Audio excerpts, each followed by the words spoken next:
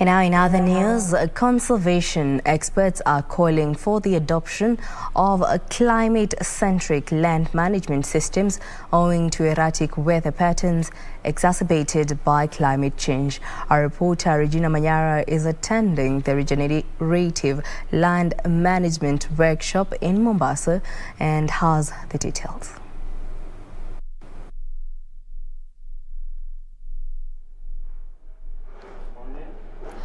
Good afternoon. Yes, we are coming live to you from the Saruva White Stands in Mombasa County, where we're having a two-day forum with various stakeholders, among them ranch owners as well as government officials. And the conversation here is about conservation, and zeroing in on among issues is the issue of land management systems and why we need to have adoptive or rather climate-centric adoptive policies in light of climate change. But to bring us more up to speed with what the objective of this forum is about is none other than the Savo Heritage Foundation CEO, Jacob Mwaluda.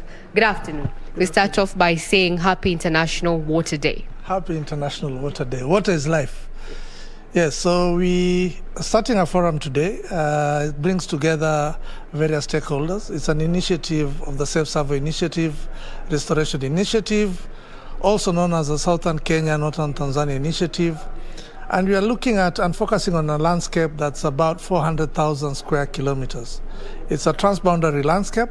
And as always, the biggest challenge is the hydrology, the water systems.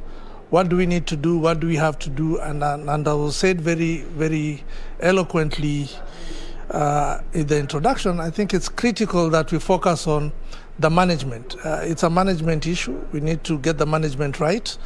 And we've gotten consultants from the Savory Institute from South Africa, the African Hub.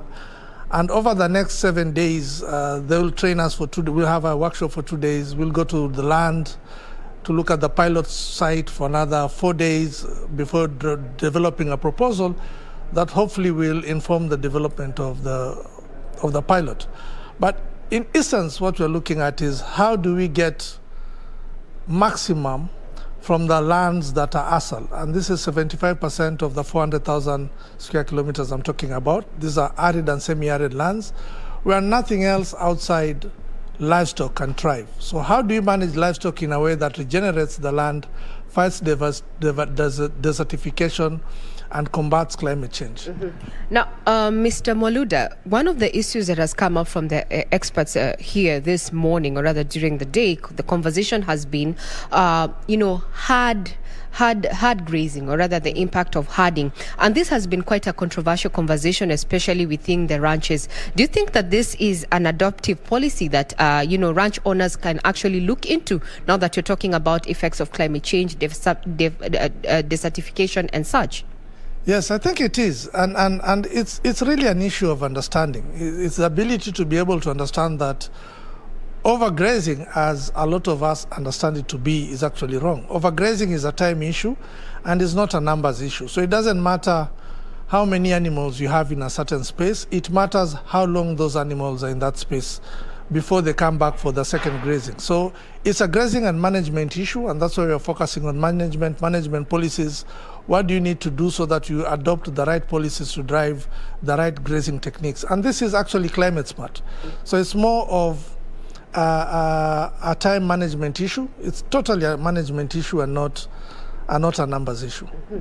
Now, as we come to a close with this link, things that this is a two-day forum. This is a follow-up of another forum that was held towards the end of last year. A call to action to have stakeholders within the private sector as well as government coming on board and hitting the ground running away from paper to implementation. What is your take, or rather, what is your objective for this two-day forum?